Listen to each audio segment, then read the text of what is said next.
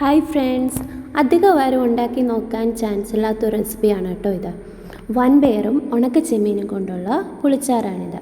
ഇതിന് ആവശ്യമായത് വൃത്തിയാക്കിയെടുത്ത ഉണക്ക ചെമ്മീൻ, വൻപയർ, ചെറിയ ഉള്ളി, വെളുത്തുള്ളി, ഒരു ചെറിയ നാരങ്ങ വലുപ്പത്തിന് വാളംപുളി. വേറൊരു പാത്രത്തിൽ 1 ടീസ്പൂൺ മഞ്ഞൾപ്പൊടി, 1.5 ടേബിൾ സ്പൂൺ മുളക് പൊടി, 1.5 ടേബിൾ സ്പൂൺ മല്ലിപ്പൊടി, വാളംപുളി പിഴിഞ്ഞ വെള്ളം ചേർത്ത് നന്നായിട്ട് മിക്സ് ചെയ്ത് വെക്കുക. ഗ്യാസ് ഓൺ ചെയ്ത് കുക്കർ വെച്ച് ചൂടാകുമ്പോൾ 3 ടേബിൾ സ്പൂൺ എണ്ണ ഒഴിച്ച് എടുത്തു വെച്ചിരിക്കുന്ന വൻപയർ, ചെറിയ ഉള്ളി, ഉണക്ക ചെമ്മീൻ, വെളുത്തുള്ളി, കറിവേപ്പില ചേർത്ത് നന്നായി ഇളക്കി അതൊന്ന് മുരിഞ്ഞു വരുന്നിടം വരെ വഴറ്റണം. ഈ നേരത്ത് 1 കപ്പ് പുളിവെള്ളം എടുത്തു വെച്ചതിൻ്റെ കൂടെ 2 കപ്പ് വെള്ളം കൂടെയും ചേർത്ത് കുക്കറിലേക്ക് ഒഴിക്കുക.